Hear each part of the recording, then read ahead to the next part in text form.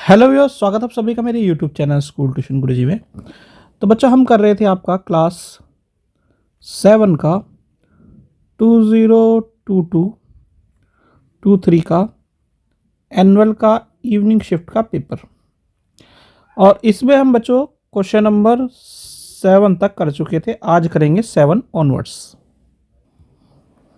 तो चलिए बच्चों, शुरू करते हैं अपने क्वेश्चन आंसर्स को। तो बच्चों, इसमें पहला क्वेश्चन है, आप पत्ती में मंड स्टार्च की उपस्थिति का परीक्षण कैसे करेंगे? How would you test the presence of starch in a leaves? तो बच्चों, इसके लिए हम क्या करते हैं, आयोडीन टेस्ट करते हैं। यानी कि करते क्या है, जो मटेरियल है उसे क्या करते हैं, पानी में घोलते हैं। जैसे मान लीजिए आपको आलू में पता करना है, पोटैटो जिसे बोलते हैं, उसमें पता करना है, तो क्या करिए, उसे क्रश करिए, थोड़ा सा दबाइए और पानी में घोल लीजिए। ठीक है, जब वो घुल जाए उसके बाद उसमें आयोडीन की कुछ बूंद डालिए। आयोडीन की कुछ बूंद डालने के बाद थोड़ी देर बाद उसका कलर ब्लू ब्लैक हो जाएगा। कैसा हो जाएगा? Blue black.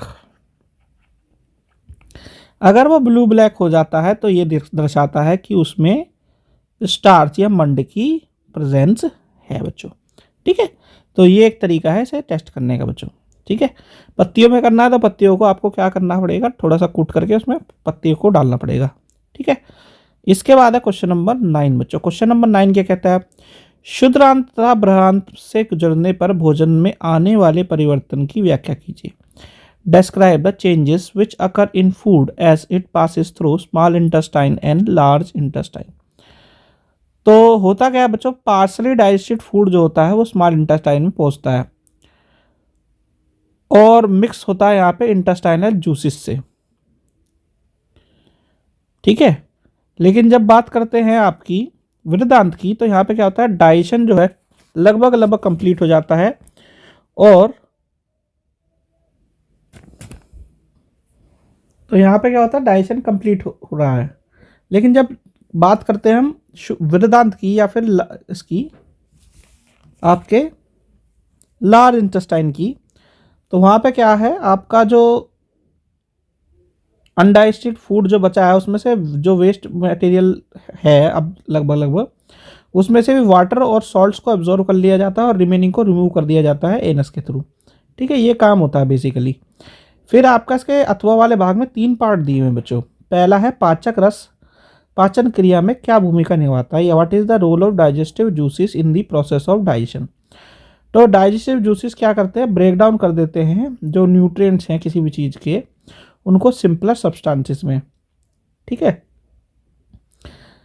जैसे कि आपका फैट्स को ग्लिसरॉल में, इस तरह की चीज़ों में, प्रोटीन को अलग अलग चीज़ों में, अमीनो एसिड में।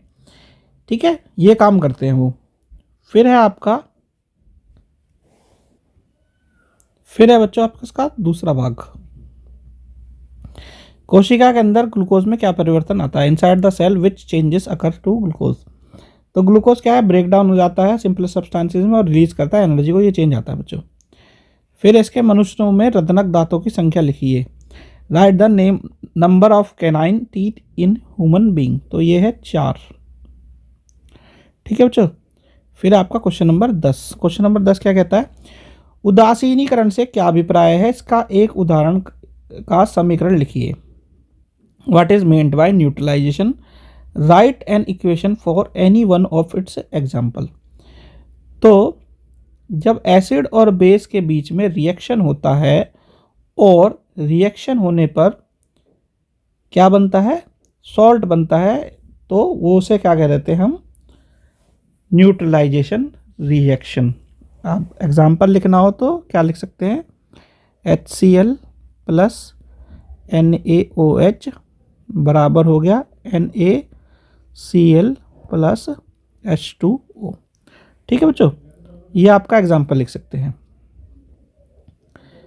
फिर आपका क्वेश्चन नंबर 11। क्वेश्चन नंबर 11 पहला है, अवतल और उत्तल लेंस की आकृति का वर्णन कीजिए। यानी कॉनकेव और कॉन्वेक्स लेंस के जो फिगर है उसका आपको वर्णन करना है। तो कॉनकेव क्या होता है बच्चों, जो कि है आपका, वो कैसा होता है, मिडिल से थिनर होता है, थिनर होता है देन द एजेस। जो कॉन्वेक्स होता है क्या होता है, thicker at middle then at edges, यानी एक ऐसा हो गया आपका और एक हो गया ऐसा। ठीक है बच्चों। अब तो ये क्या हो गया आपका कॉन्वेक्स, ये कॉनकेव, यानी अवतल और उत्तल। ठीक है बच्चों। चलिए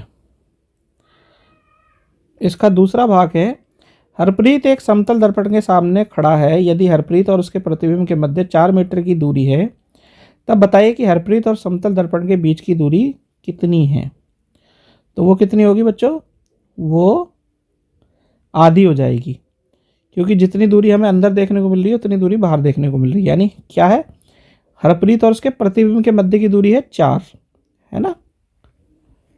तो 2 मीटर दूर कौन खड़ा होगा, हरप्रीत खड़ा होगा, क्योंकि जितनी दूरी पे वस्तु है उतनी दूरी पे आपको उसका प्रतिबिंब नजर आता है ना। तो आधी हो जाएगी यहाँ पर दूरी। ठीक है बच्चों। चलिए आगे बढ़ते हैं बच्चों। फिर इसमें बच्चों आपका कारण लिखिए वाला अथवा वाला क्वेश्चन बैठता है। इसके 2 पार्ट हैं। पहला है आपका क्या, उत्तल लेंस को अभिसारी लेंस भी कहा जाता है। तो ये क्या होता है कि ये लाइट को बेंड कर देता है इनवर्ट, तो इसलिए ऐसा कहा जाता है। फिर है अपसारी, आपका लेंस कहा जाता है अवतल को, क्योंकि ये क्या करता है, ये लाइट को बाहर की साइड में बेंड कर देता है।